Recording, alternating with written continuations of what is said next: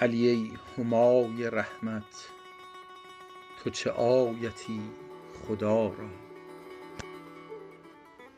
علی ای همای رحمت تو چه آیتی خدا را، که به ماسوا فکندی همه سایه هما را. دل اگر خدا شناسی همه در رخ علی بین، به علی شناختم من به خدا قسم خدا را. به خدا که در دو عالم اثر از فنا نماند، چو علی گرفته باشد سر چشمه بقا را. مگر ای سحاب رحمت، مگر ای سحاب رحمت تو بباری ارنه دوزخ به شرار قهر سوزد همه جان ماسوا را. برو ای گدای مسکین در خانه علی زن،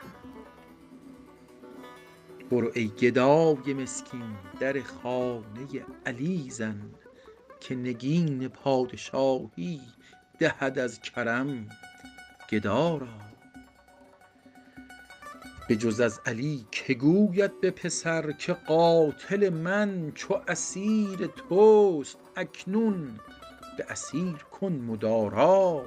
به جز از علی که آرد پسری ابوالعجایب، که علم کند به عالم شهدای کربلا را. چو به دوست عهد بندد ز میان پاکبازان، چو علی که می تواند که به سر برد وفا را. نه خدا توانمش خواند نه بشر توانمش گفت، متحیرم چه نامم شه ملک لافتی را.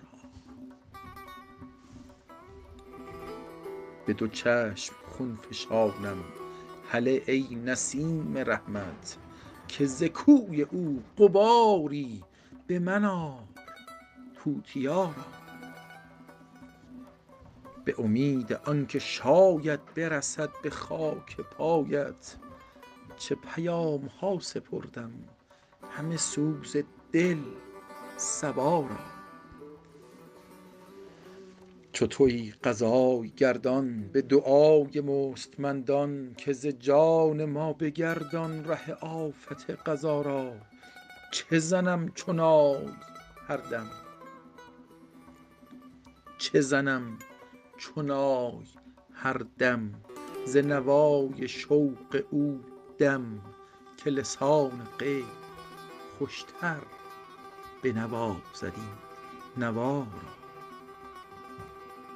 همه شب در این امیدم که نسیم صبحگاهی به پیام آشنایی بنوازد آشنا را. ز نوای مرغ یا حق بشنو که در دل شب،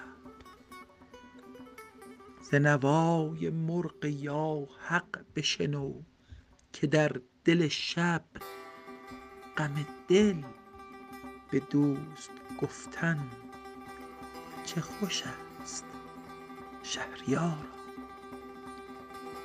غم دل به دوست گفتن چه خوش است شهریارا.